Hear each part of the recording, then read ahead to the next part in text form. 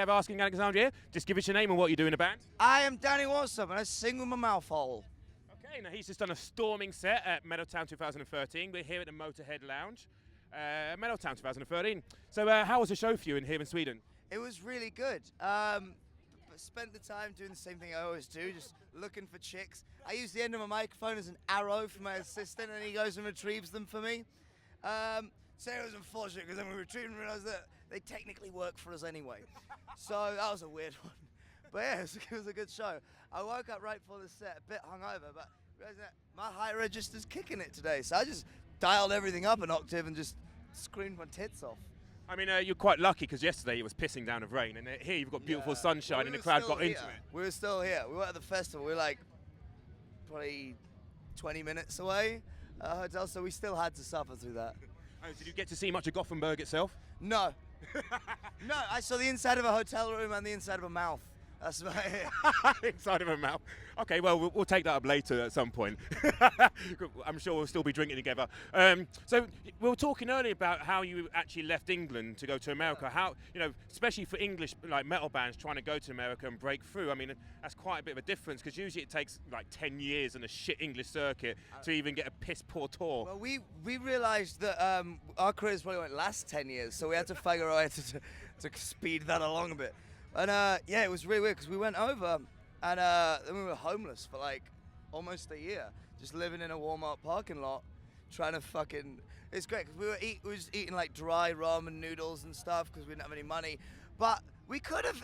I was talking about it the other day with someone. I was like, we could have eaten better if we would have prioritized. So let's get more food so we're not starving and sacrifice the cases of alcohol we were still buying every damn day. It's like our priorities were, okay, so we don't need an apartment, we don't need to eat, we need no sustenance other than the wet kind that makes you forget how poor you are.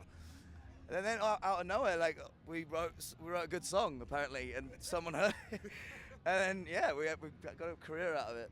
I mean, I think that's absolutely amazing because, like a lot of bands, actually do live really poor for a while. I mean, like, that must have been difficult for you. Hell, this is the 21st century music industry. We all still live pretty fucking poor.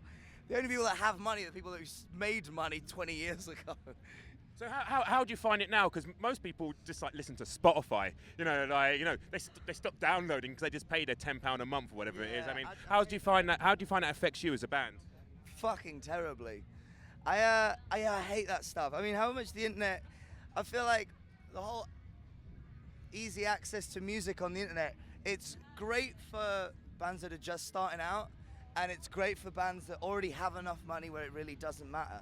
Like everyone in between, it cuts out a lot. And I mean, I've got a lot of my friends' bands who really hurt because of it. Yeah, it's really unfortunate. I mean, I still buy my CDs, I still buy my vinyls and just jam them. But then again, I do listen to pretty much exclusively music that was made 40 years ago. How do you find that you listen to my music 40 years ago, yet you write really up-to-date kind of like modern metal? I have no idea. I don't know where my ideas come from. I don't know where my music comes from. I think it's just some dark, angry bit inside of me that just makes this crazy music. And it's weird because I don't really listen to much metal music. Like I don't get off on sitting in my bedroom listening to people screaming like, oh, life's shit. I like to go listen to fucking David Lee Roth sing about snorting cocaine and fucking a prostitute. Like that's cool as fuck for me. I like fucking sitting listening to Steven Tyler sing songs pretty much exclusively about snorting cocaine and eating pussy. And then I go and write music that's really pissed off. I don't know why. I don't know how. I'm not a pissed off person. Do you find your upbringing in York gives it to you? Because, being up north... I grew up on the mean streets of Gilbert Ike.